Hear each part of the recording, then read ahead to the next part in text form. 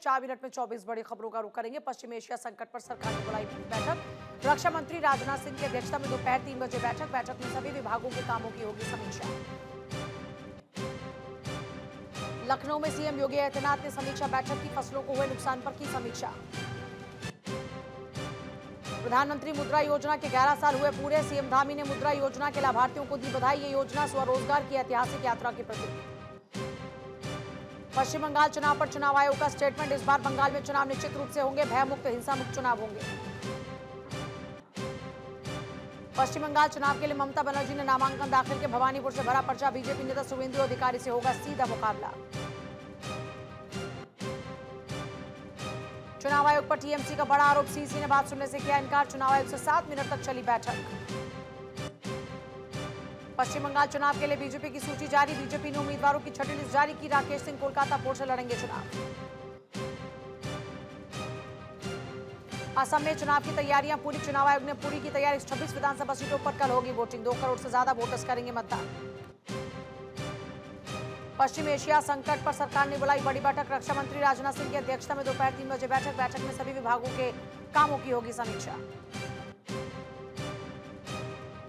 चारधाम यात्रा से पहले आपदा प्रबंधन अलर्ट, आज देहरादून में होगा टेबल टॉप अभ्यास, एनडीएमए और यूएसडीएमए की संयुक्त पहल।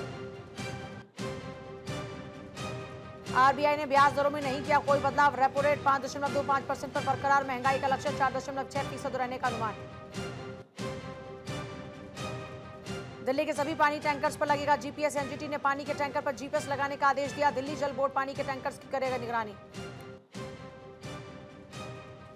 यूपी पुलिस का ऑपरेशन लंगड़ा, ग्रेटर नोएडा में पुलिस बदमाशों के बीच मुठभेड़, 25,000 का इनामी बदमाश घायल। संदिग्ध आकिब का लुकआउट सर्कुलर जारी, एटीएस की पूछताछ में आतंकी आकिब का खुलासा, आतंकी साके बिंदु नेताओं की कर रहा था रैकी, हैदराबाद, गाजियाबाद, अलीगढ़, लखनऊ में रैकी की। सीज फायर के बाद डोनाल्ड ट्रंप का नया पोस्ट, दुनिया में शांति के लिए बहुत बड़ा दिन, ईरान में भी शांति चाहता है, अब उनका सब्र टूट चुका है, हॉर्मुज़ स्ट्रेट खुलवाने में मदद करेगा अमेरिका।